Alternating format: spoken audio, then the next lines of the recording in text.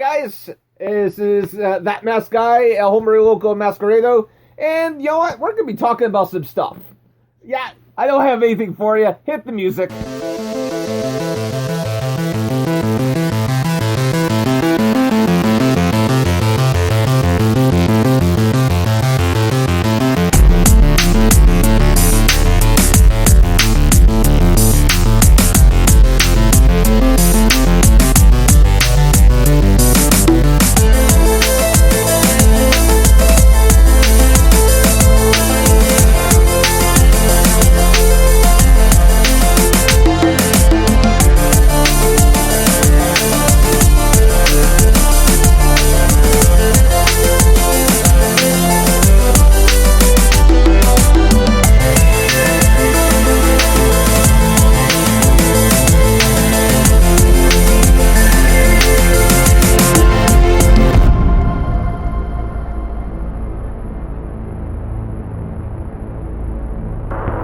Hello everyone and welcome back to the Captain Fizz and Mask Guy show. I am Captain Fizz. And I am That Mask Guy, El Hombre Loco Masquerado.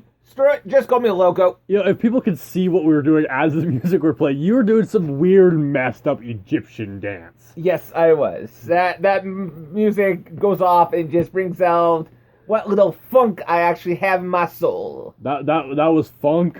I don't know what that was. was. I knew something was smelling bad.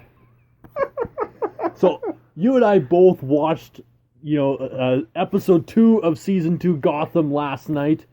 Oh my! The maniacs! Episode 1 was intense, very unique.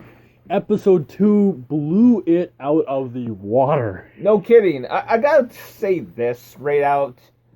If Gotham keeps going the way they're going, we might as well just go off and refer to this as being the Gotham review show. It's pretty much coming down. I think every Tuesday is going to end up being the Gotham Walking Dead Heroes Reborn review show. Well, definitely, I think, I mean, as a lot of people know, we tend to pre-record a lot of our Thursday episodes, mostly for, time saving so that we can work on other projects and basically it's so I can continue sitting on my fat butt.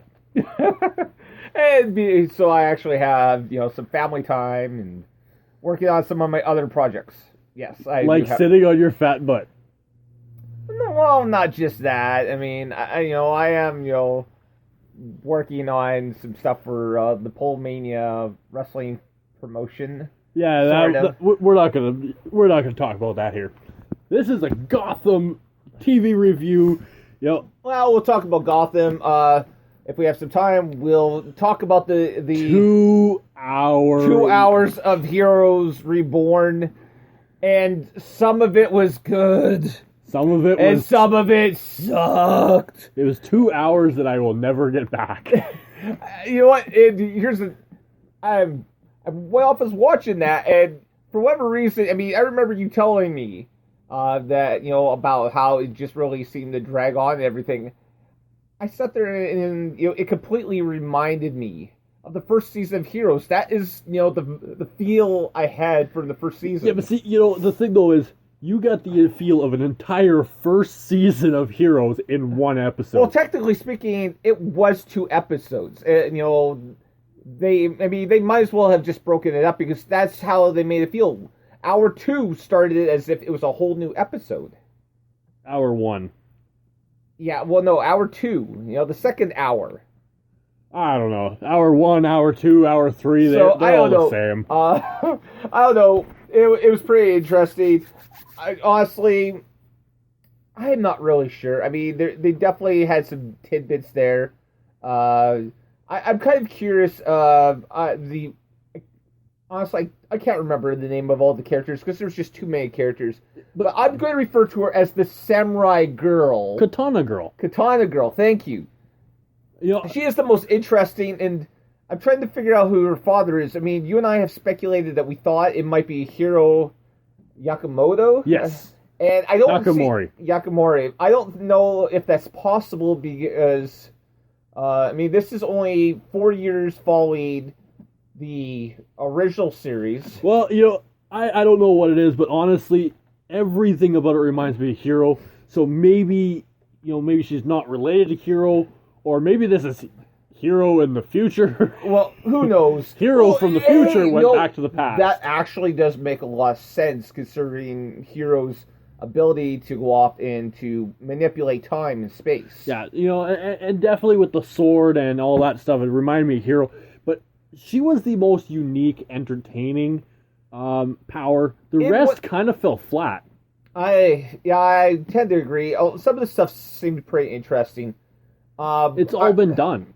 Well, and there's going to be that. I mean, there's only so many super cool abilities that you can do. I mean, after people get turn invisible. They do fire. They're able to go off and go through through walls.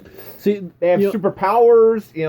There's only so much you can really do. That seems awesome. Other than Katana Girl, the two powers that really, really stuck out to me was the priest turning into smoke. That was pretty cool. I thought that was very well done. Very unique power. Definitely something you've never seen before, which was kind of... It took me off guard. And the other one was definitely the manipulation of the light and dark. That's another thing. Like, it was kind of touched on in the original Hero series, but not to this extent at least. And then they kill her off. In theory. Yeah, I'm not sure. There was a lot there. I don't. I don't think you know about the manipulation of the light and dark, because she was actually in the Heroes Reborn pre-season premiere. Yeah, I didn't actually go off and see that. I didn't even know about that until a little afterwards. I actually just watched season premiere yesterday. Yeah. So I mean, that's why it's a little bit more fresh in my mind. But honestly, I kind of am going to.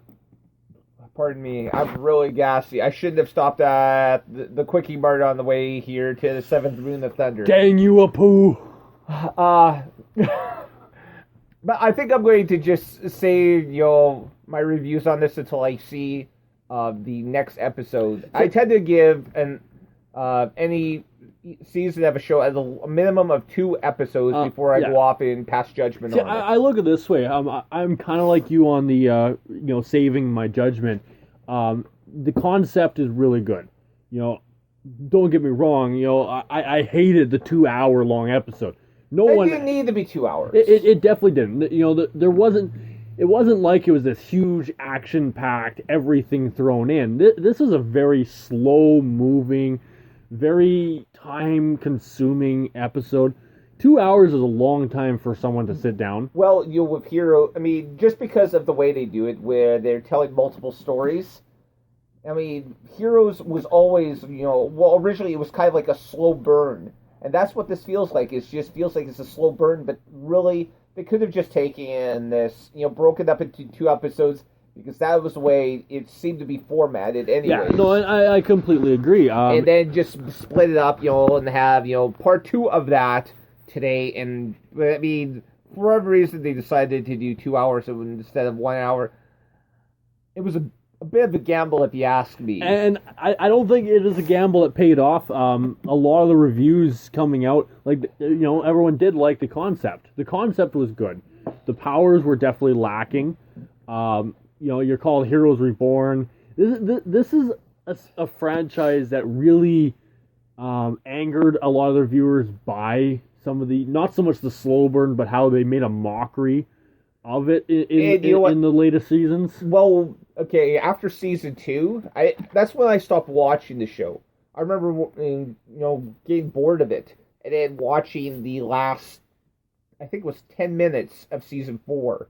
The last episode, the series finale, where they, pretty much they come out and say that we are here, after Claire goes off and for the umpteenth time jumps off some tower, Yeah, see, the interesting fact with that is I do know a lot of people who, with, Heroes Reborn coming out on TV and, all that stuff and the hype going with it, They tried to find all the seasons of Heroes, and no one can find season 4 of Heroes for pretty much obvious reasons. Well, honestly, they could actually just pretend that season 3 and season 4 didn't happen, and probably it would be, just as well. No one would even notice. No one would even notice. Now, what I think is interesting is, part of the story here is that a lot of the better-known actors that appeared in Heroes did not come back for this.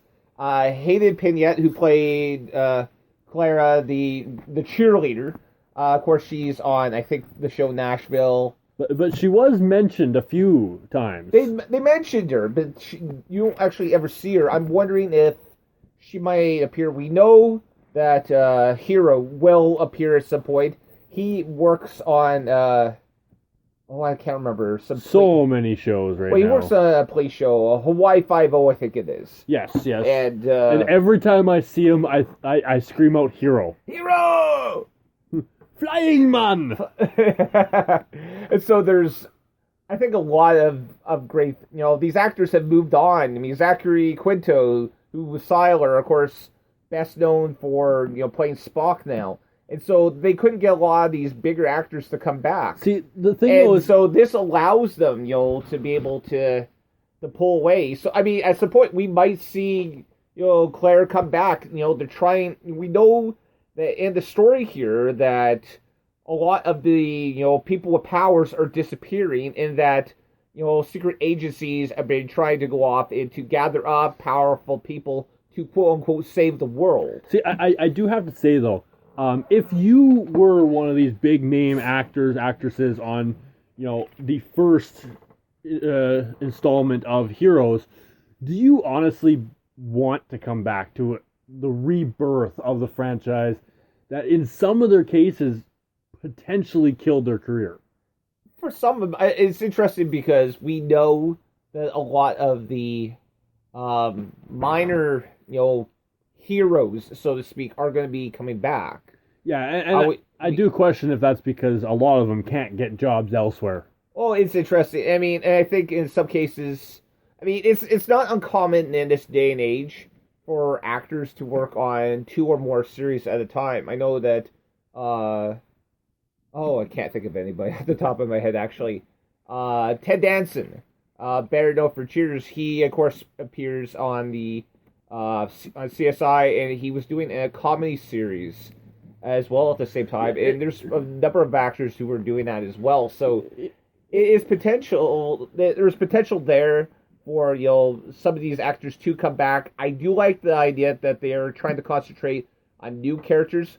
The one power I found pretty interesting was the young man who could go off and could, warp people, send them away to different places. Yes, actually, that was a very unique power.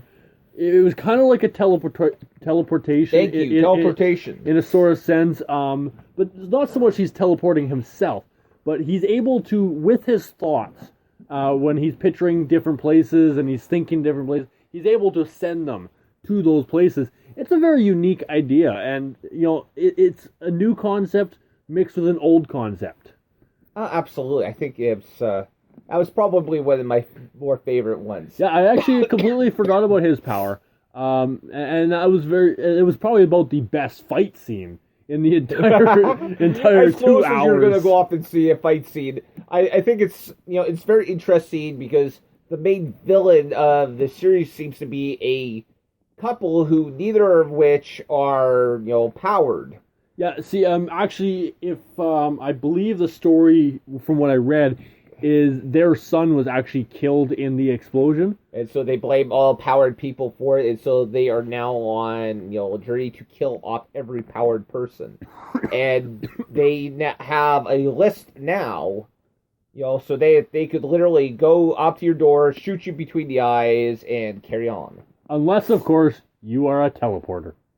Yes, and we do know that there are a few of those. We know, it's, as was shown earlier in the episode, a lot of people with powers were being chased by their respective governments and had to go off and to disappear. I find it kind of interesting that Canada has become a safe haven. Yes, I find that really entertaining, yeah. Canada definitely played